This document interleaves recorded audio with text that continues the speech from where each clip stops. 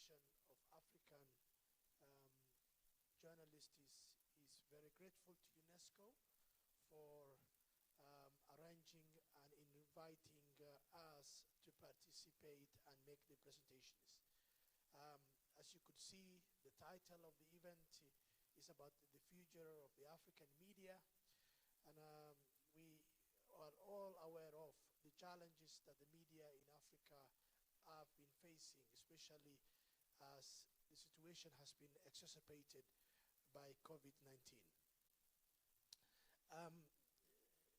Of course, we are all aware of the challenges that the continent is facing, but this session is basically to bring journalists, media freedom advocates, trade unionists, and the journalist associationists to deliberate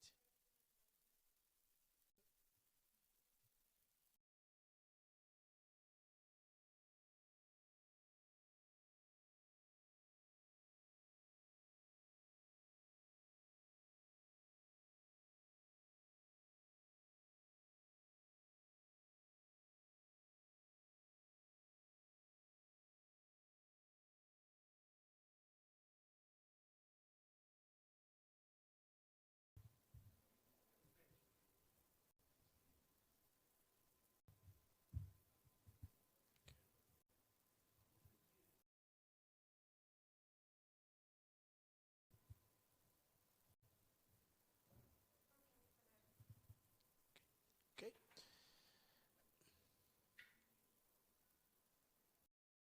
Okay, welcome to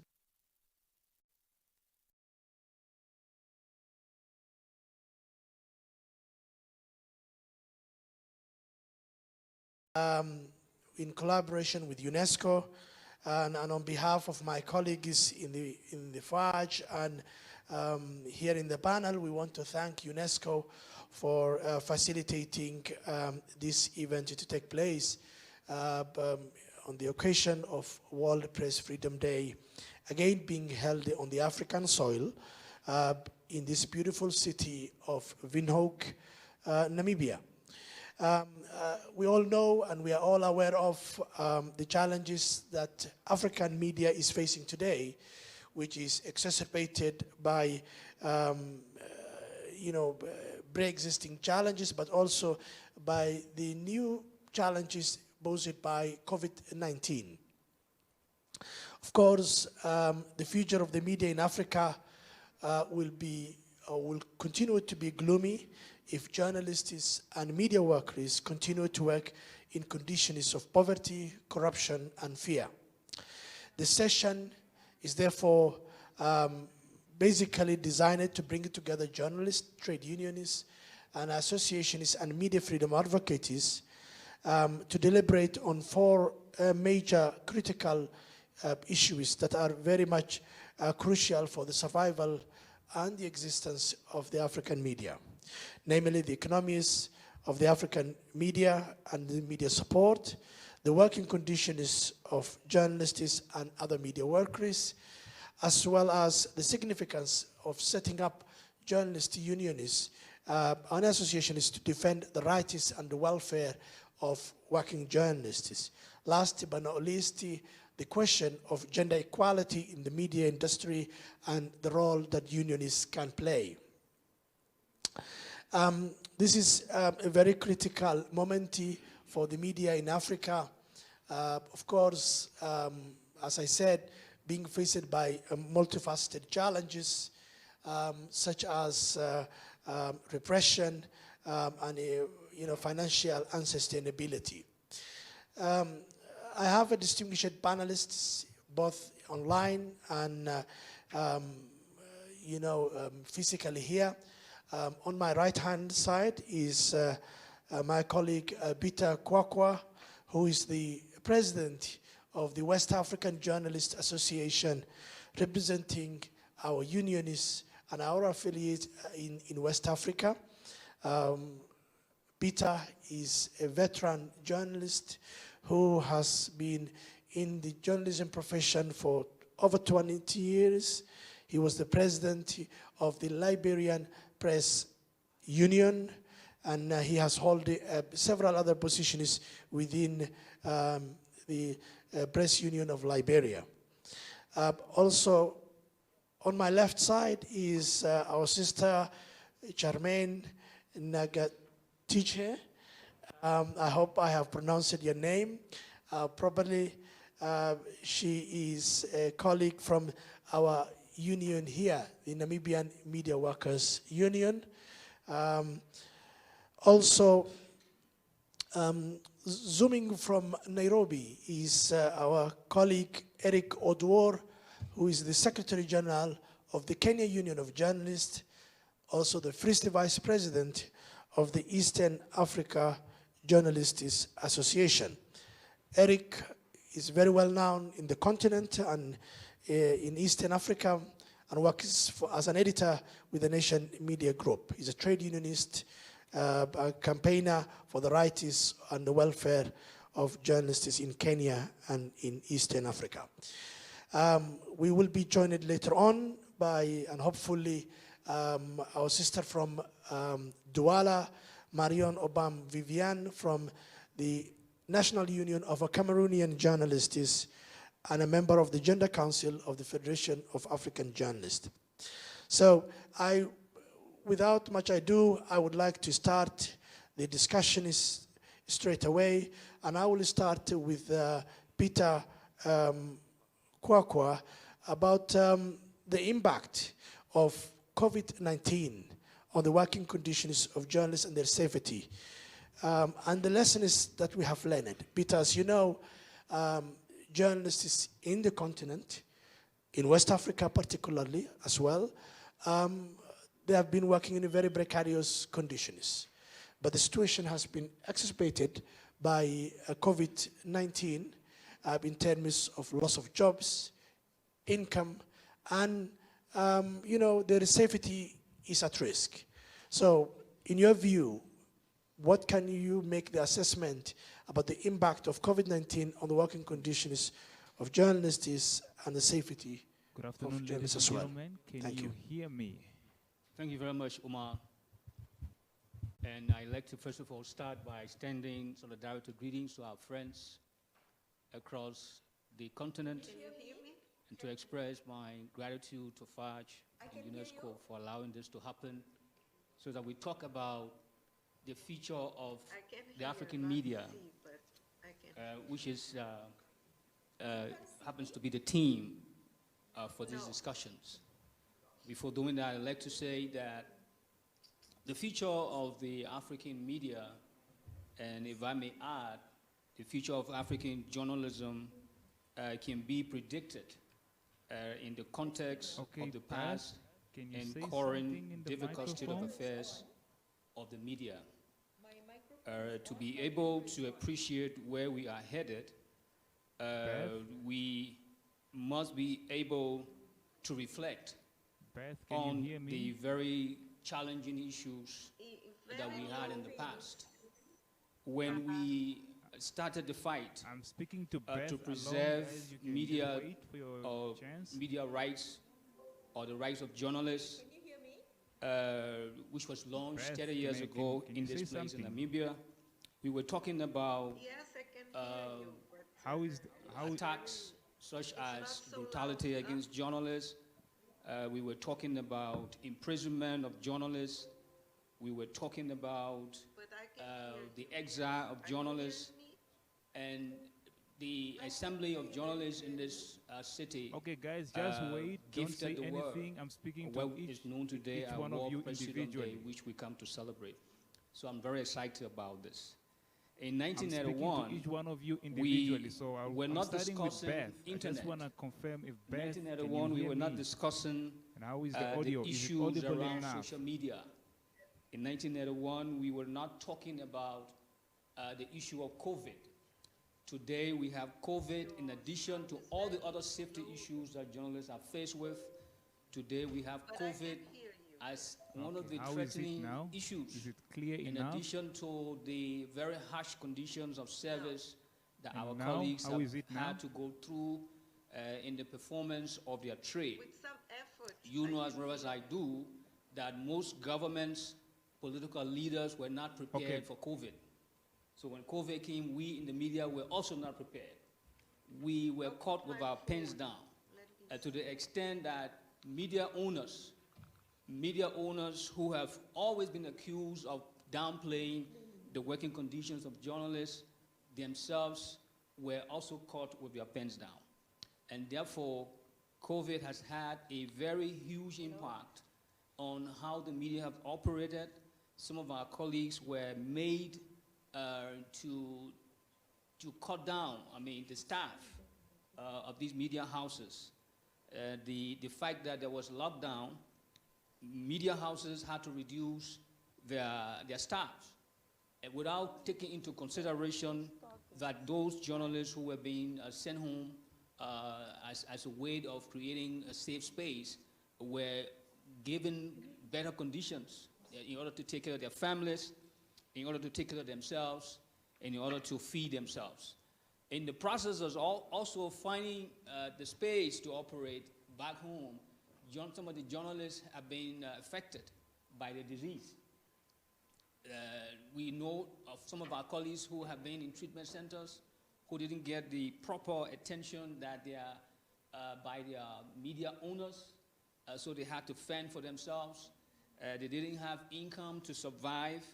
In addition to that, we had the perennial problem of government attempting to restrict journalists from doing their work. So these are all the issues that have compounded the practice of journalism even during this COVID period.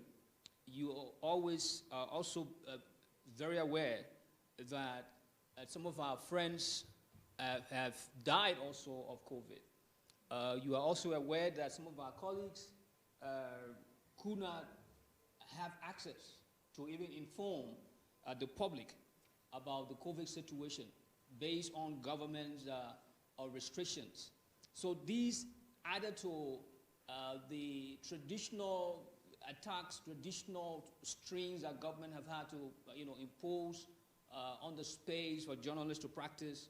We are aware that there have been loss of income, there have been loss of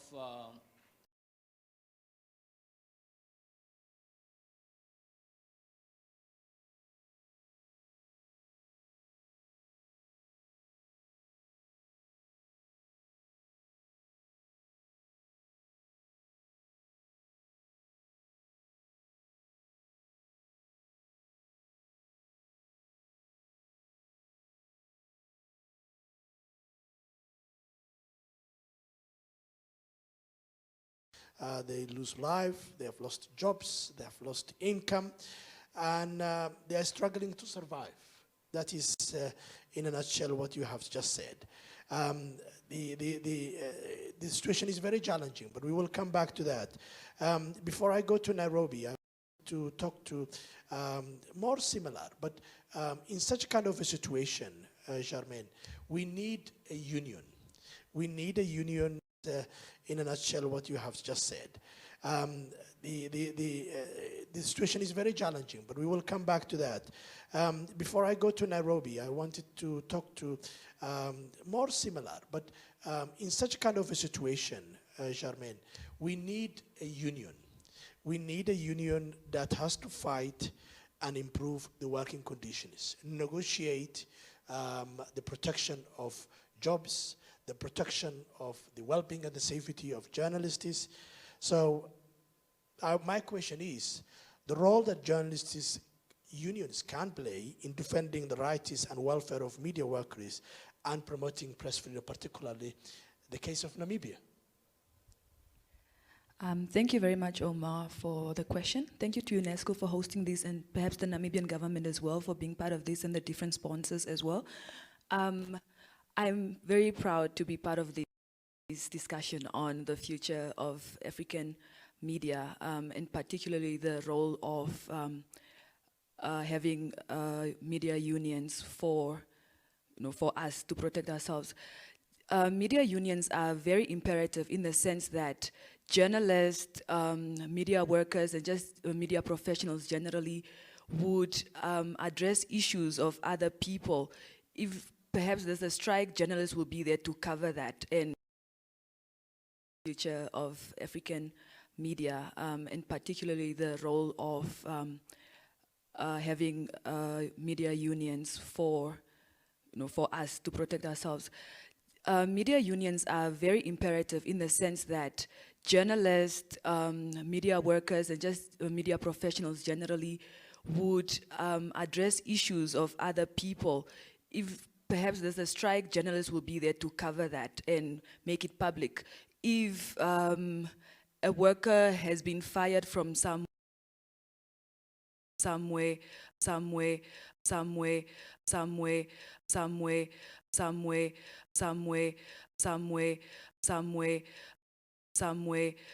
a different workplace, or the working conditions they operate in is not conducive enough, journalists are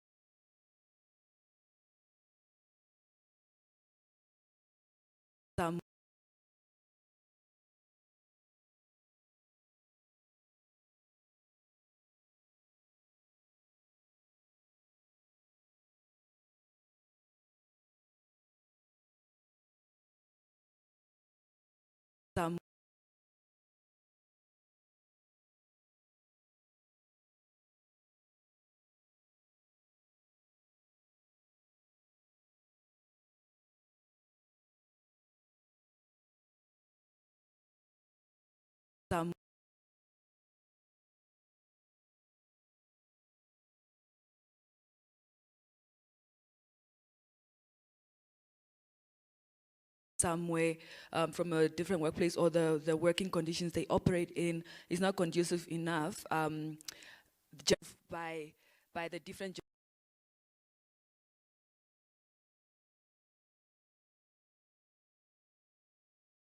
we need to support each other as African journalists who are studying unions, who want to work together, who like where we can exchange notes in terms of just unionism and so forth.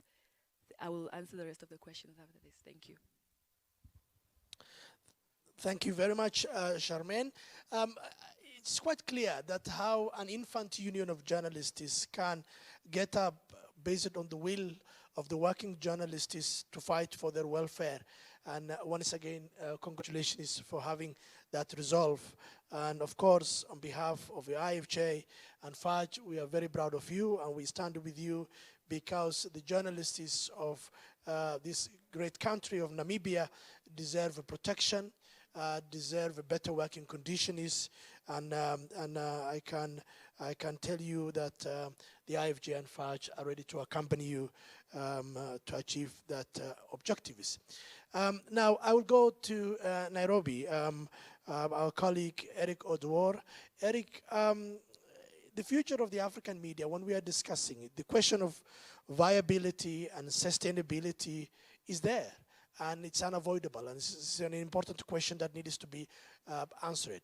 In your view, how can we ensure the sustainability of the media, and what route for the African media?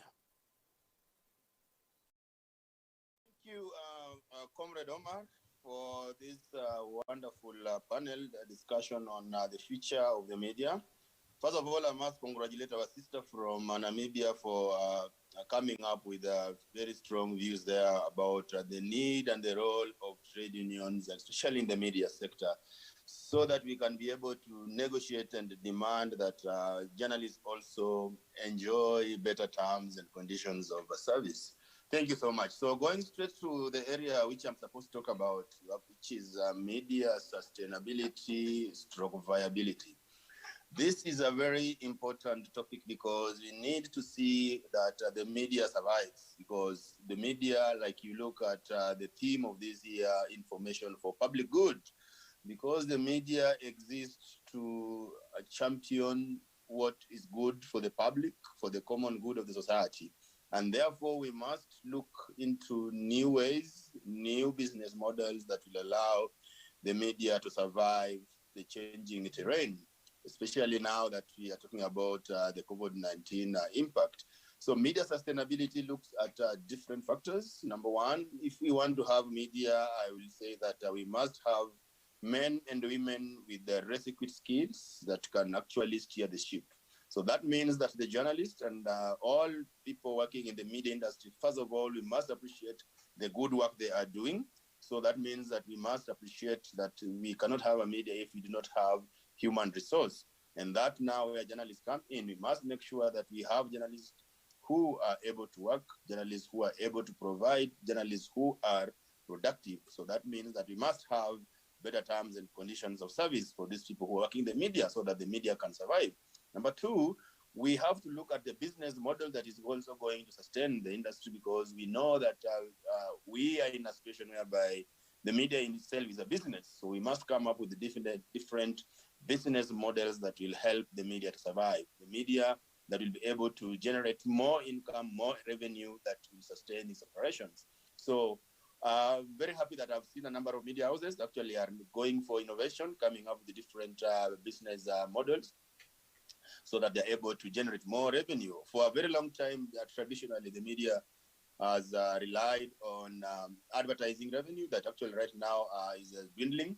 So we must find how we are going to open new taps that will bring in revenue that can sustain the media operations. And we must embrace technology. And I've always said that technology, if we embrace technology, technology should not come to replace human beings, to replace jobs, but the technology should be used to make work easier, to make work efficient, so that we're able to maximize the revenue for the media industry. And therefore, when we're talking about innovation and be looking at definitely at the digital world, we must see how we can mine revenue from the world of digital, so that we're able to get more revenue in digital. I've seen a number of media houses right now going for paywall, so that we are able also to get revenue from the articles that people read online. This will allow us to have more revenue, because it beats logic, and actually is something that we need to start discussing, that we want information for free, but we buy internet bundles, we subscribe to internet service providers whom we pay money to access the media content online. So the same way we have that vigor to pay for internet bundles, to subscribe to internet service providers so that we're able to go online, the same way we should also look at the information that we are going to look for online. So let's pay, even if it's a few dollars, please let's pay that money so that we're able to get accurate information that actually is good for the well-being of the society. If we've said that, then there's also the role of government. The government also have got a role to play in terms of supporting the media, ensuring that the media continues to survive. And the governments actually should also look at stimulus package for the media industry in Africa. We've seen the governments coming up with the stimulus packages for different sectors. We've seen tourism, hospitality, and even education sector enjoying the stimulus package from the government as a result of COVID-19 impact. So that means that if we be able to get a stimulus package from the government, the media will be able to survive, because the media actually is doing a very important public duty in addition to what the governments are doing. We saw when there was an outbreak of COVID-19, governments all over the world, including the US, they came to the media and said that the media, we want to work with you. We want you to work with the government so that we're able to sustain the campaign in terms of educating the members of the public on what they need to do to avoid the spread of coronavirus. So we want to see the same vigor the government was working with the government, with the media, to ensure that we are able to do the campaign to contain the spread of coronavirus. We also want to see the same energy the government putting in the way of coming up with stimulus package for the media. So we want to see at the end of this conference, we hope that in our declaration will be also urging the governments in Africa to come up with different stimulus packages so that they are able to support and cushion the media against the impact of COVID-19. And this should even go as far as helping the media organizations, media associations, so that they are able to continue with their operations.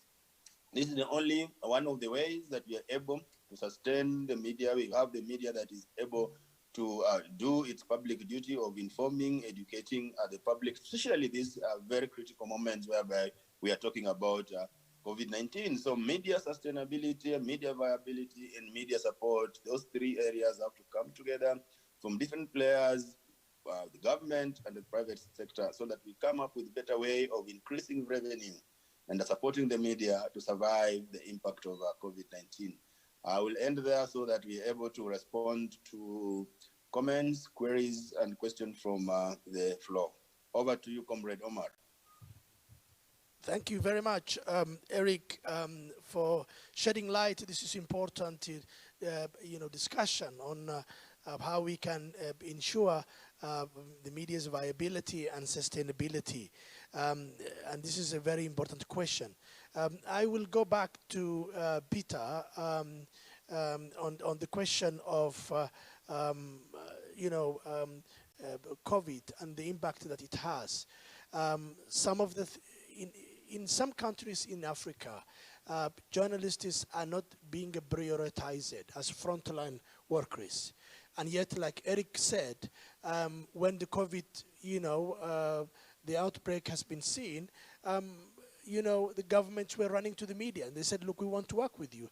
And yet, the media are not being given the attention that they deserve, particularly when it comes to the designation or classification of journalists as frontline workers who are part of the fight against the COVID, but also in terms of any stimulus package that we see different parts of the world. This is not happening in Africa as well, that our governments are not providing the necessary resources that would help working journalists. So how can we address, because this is the new normal that we have to face, and the impact, how can we address it? Well, thank you again. The truth is, journalists can work alone, but journalists cannot fight alone. We need to hold together to ensure that we get our due attention. And I'm saying this to suggest that, yes, governments, civil society, they always depend on the media to propagate their policies, their programs, promote what they want to do, but they don't see the media as a tool that can be used for the development of society to the extent where they want to invest in what the media is doing. So governments, development partners have depended on the media to create awareness around the COVID situation in countries. But at the same time, while they are asking journalists to do that, they are restricting journalists. At the same time, while they are asking journalists to create awareness in the public and the population about COVID, those same time they are beating on journalists. They are imprisoning journalists. So too much of a contradiction in our society, especially with our political leaders, So if the media is a development tool, if the media is a sector that we need to invest in, COVID is a very important time that every sector, every facet of society have been affected, and the media is not an exception. So there must be a deliberate attempt on the part of governments, on the part of development partners to see how they invest in the media, to see how they give the media that impetus, like Eric talked about a stimulus package. How can we expect the media to go and report on COVID, and there are COVID incentives for even health workers that journalists don't benefit from? You call them frontline people. So journalists are also on the front line, fighting to inform their citizens about what's obtaining, in the fight against COVID. So I believe that we need to hold together.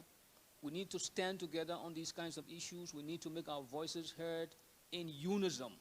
The problem we have, especially for us in Africa, is that we like to work in splinter. And there is strength when we work together. We are weakened when we divide ourselves. So that is our challenge. We need to pay attention to that so that we speak with one voice. We send a message, clear message, that this is what we want to do, this is what must happen before we move forward. And I believe that if we stay together as a unit, as union leaders, as unions, across the continent, if we were to work and speak with one voice, I am not sure these people will continue to treat us in the manner and form that they do. I know that the normal issues about attacking journalists who must have reported stuff that they didn't like will not go away anytime soon. But the fact that they will need us to do a particular piece of job, then we must be making some demands ourselves. Yeah, thank you very much, Peter. That's very clear. Now, I want to go to Cameroon. Our sister Marion Obam Vivian. Marion, can you hear us?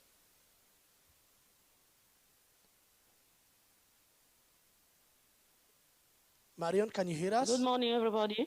Yes. Okay, good morning, good morning. We can hear you loud and clearly.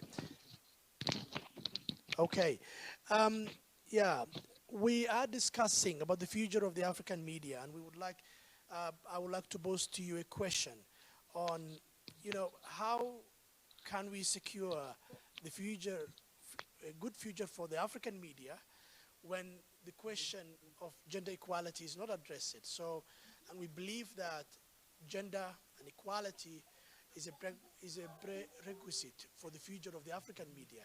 And we'd like to see your perspective is how we can ensure equality in our profession, in our media industry, so that it's an inclusive development for the future of the African media.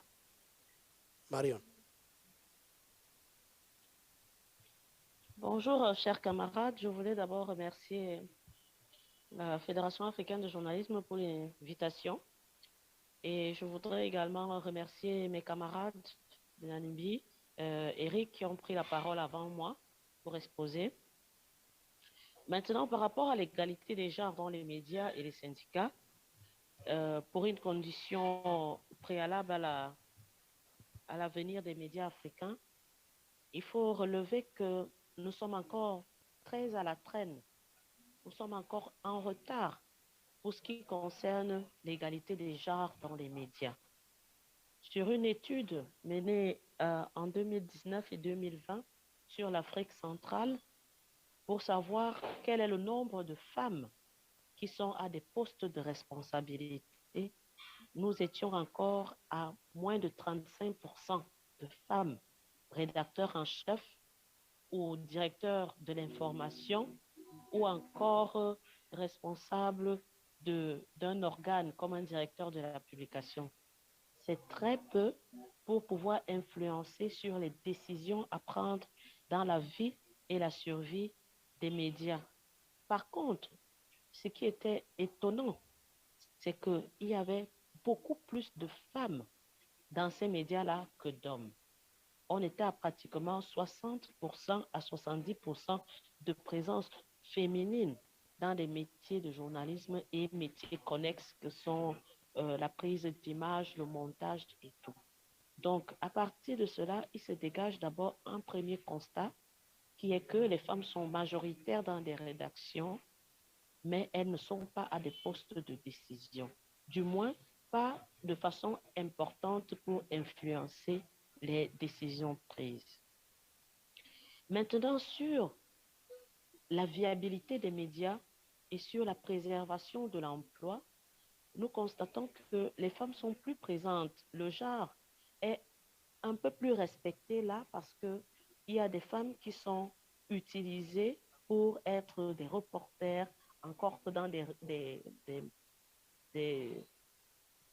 petites, si je peux dire ça, des petites rubriques santé, éducation. Elles sont très peu dans la politique et le sport. Et euh, le travail qui doit être fait, il doit avoir un plaidoyer qui doit être fait au niveau des responsables des médias, des patrons de médias. Un plaidoyer qui doit être fait au niveau des administrations, des ministères de la communication, pour que ce genre soit effectivement respecté. Parce que si hommes et femmes dans des médias, à niveau de égal, ont le même salaire, ont droit aux mêmes formations, ça fait efficace au même niveau. Ça veut dire qu'une femme peut remplacer un homme au même poste et tenir la rédaction. L'organe peut continuer à produire la même qualité d'information parce que les travailleurs ont reçu tous la même qualité de formation, d'encadrement et de suivi dans leur carrière. Il n'y a pas juste le plafond de verre pour des femmes et des hommes qui ont le droit d'avoir tous les postes. Donc, ce plaidoyer doit être sur deux aspects, les patrons de presse et également le gouvernement. Maintenant, les syndicats que nous sommes, nous jouons un rôle important parce que c'est nous qui collectons l'information et qui pouvons adresser le plaidoyer. C'est pour ça que nous invitons les femmes et les hommes de médias à adhérer au syndicat pour que nous soyons une force réelle, palpable, qui puisse faire changer non seulement les mentalités, mais également permettre à l'outil de production des médias d'être optimal, d'être efficace et surtout d'être viable. Parce que des journalistes qui ne travaillent pas, justement avec la période de Covid, il y a eu beaucoup de personnes qui ont perdu leur emploi. Il y a des personnes qui sont en télétravail sans avoir vraiment été formées et ça crée beaucoup de tensions dans la vie de ces journalistes-là. Et il y a des femmes qui doivent aller parfois dans des zones de conflit. Par exemple, au Cameroun, nous avons trois zones de conflit au nord, au nord-ouest et à l'est. Et pourtant, il y a des médias d'occupation qui nous déstabilisent au niveau du syndicat, mais sur laquelle nous travaillons de façon efficace pour pouvoir avoir des résultats. Parce que l'objectif, lorsque nous faisons ce plaidoyer et que nous rencontrons les patrons de médias, c'est pour que l'organe vive et, et que le développement de ces médias soit réel, pardon.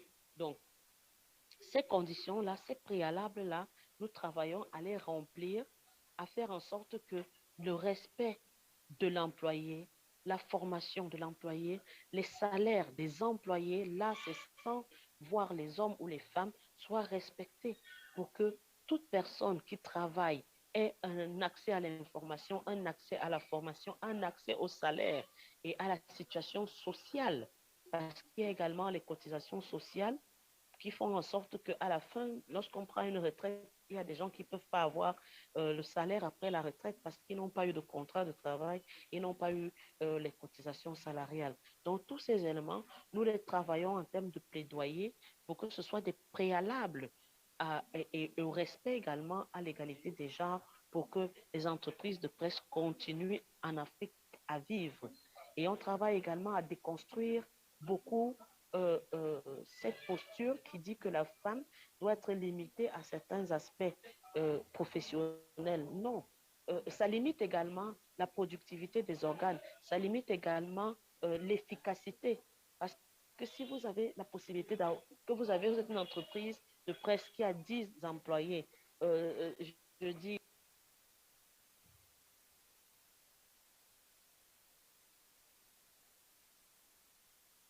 tout le monde peut être capable de donner la même qualité d'information, votre outil de production ne pourra pas s'arrêter, votre titre ou bien votre journal va continuer de paraître et ça va ramener de l'argent et les gens seront toujours payés.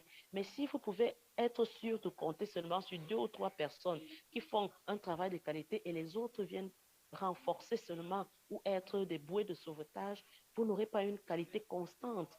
Le contrat que vous avez avec les lecteurs, les téléspectateurs, les auditeurs ne sera pas constant et vous ne pourrez pas obtenir les ventes et la publicité qui arrive derrière, qui suivent la qualité.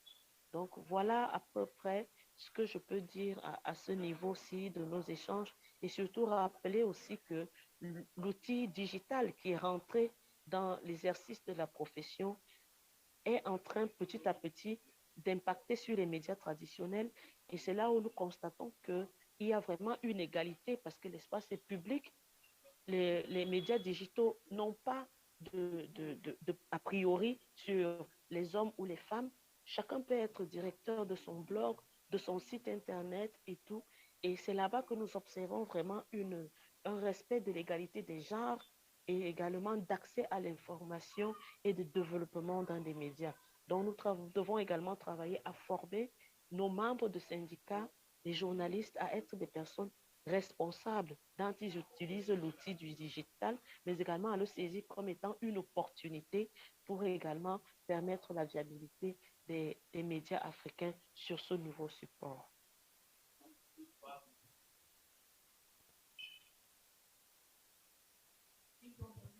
Okay, thank you very much, Marion, which is very clear that, you shed light on the problems that African media is facing, especially with regard to the question of gender equality, but especially against the women journalists.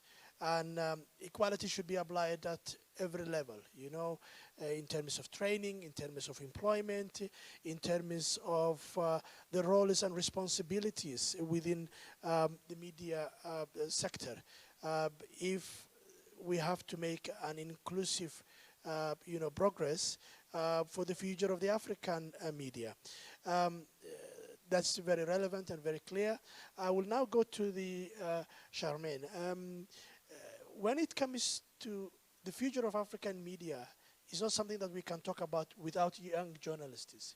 Young journalists are the lifeblood of the media in the continent and elsewhere in the world. How can we make sure that unions are relevant to young journalists in terms of defending their rights and the welfare, but also helping them their career development? Thank you very much.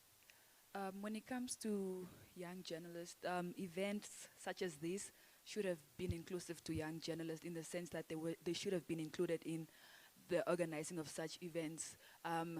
Unions should have also been given like an opportunity to be part of this, not just part of panel discussions or part of let's say moderating and so forth, but actually part and parcel of organizing the event so that those on the ground, organizations such as UNESCO and the different governments that organize such events understand or have like a full understanding of exactly what journalists need, what the struggles are of the journalist, and not just speak from a point of reading speeches to the different journalists. And I think that's what young journalists want. And unions could be that we sometimes also do not express interest or maybe volunteer to be part of events such as this to be able to be impactful. Or, I mean, it could be that we are not approached. But unions, once unions are part of this and they help organize, they better understand the issues, what the issues are of the different young journalists. For instance, I think Eric spoke about, adopting different business models, and then just because I think print media is really struggling the most, and young journalists prefer more to have that digital voice, to be more on the socials, let's say Facebook, Twitter, and then that's where citizen journalism comes in, and that's where most of the young journalists want or have more presence on. And unions can actually just assist in terms of growing this, in terms of supporting this, in terms of not just being a union for print, not just being a union for, let's say, broadcast or traditional media in that sense, but also unions that could address issues in the plight of let's say social people or journalists who choose to be bloggers, journalists who choose to be to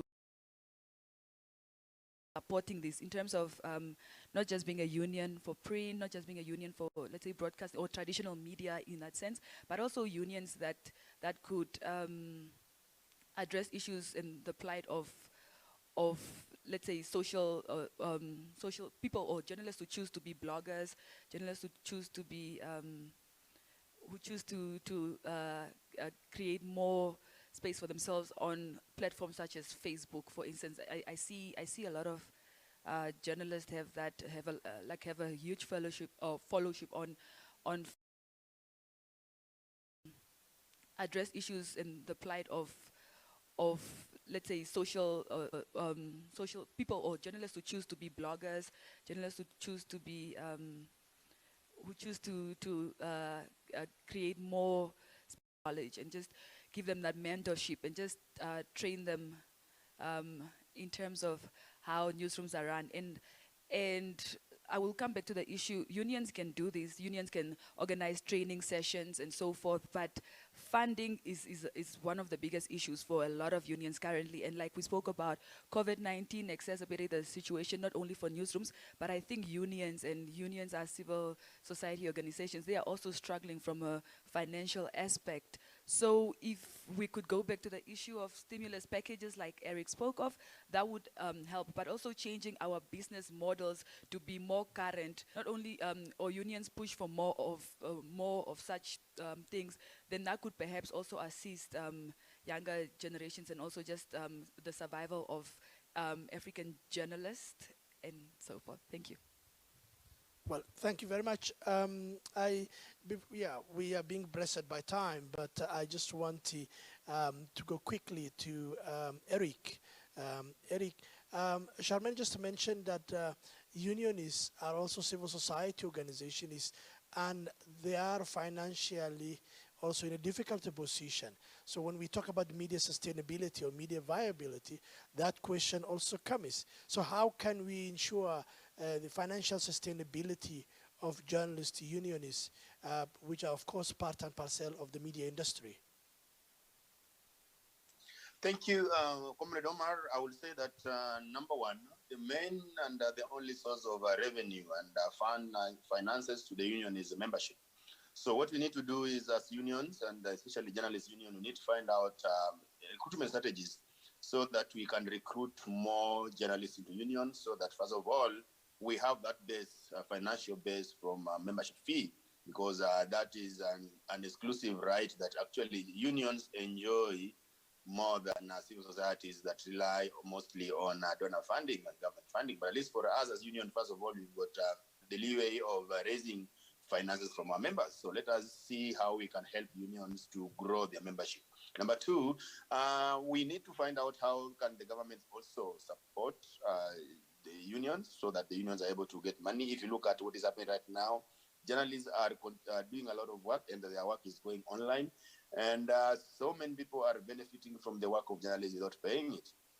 So we can see how the government can actually levy some taxes on these companies, especially technology companies that are enjoying and using the content developed by journalists for free, so that levy can go to support unions in terms of coming up with what we call media development fund, media sustainability fund. And this revenue or finances can actually come from the work the journalists are getting. We have copyright leeway that journalists can actually tap into, so that whoever and anybody who is enjoying the work and the sweat of journalists actually pay it.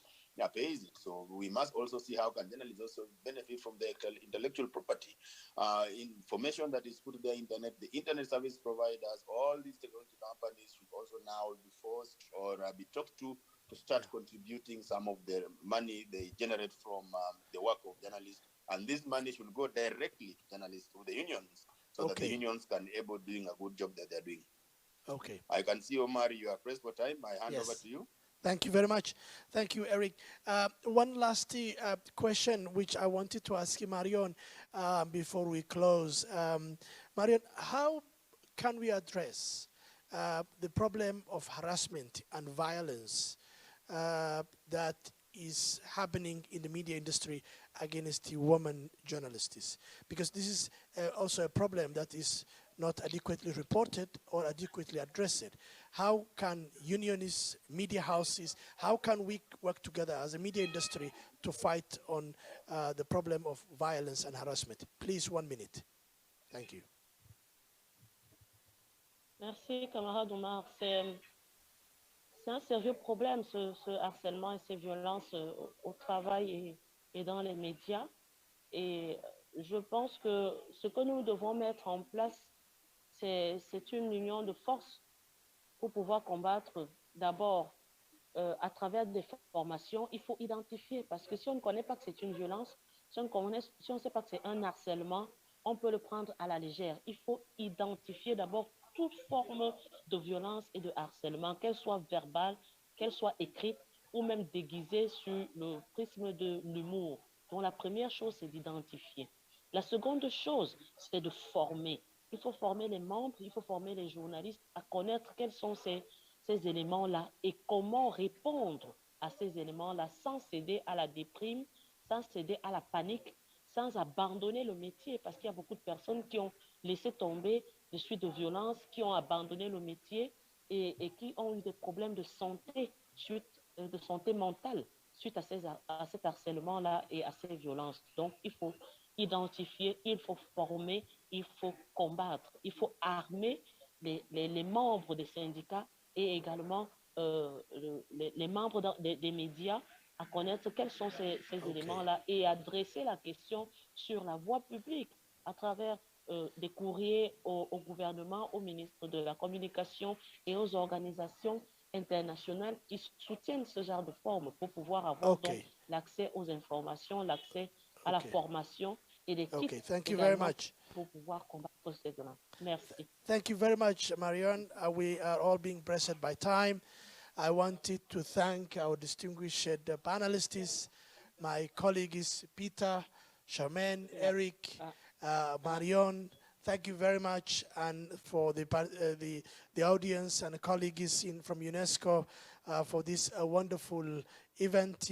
I'm sure we will get other opportunities to engage this important topic. Thank you very much. Thank you.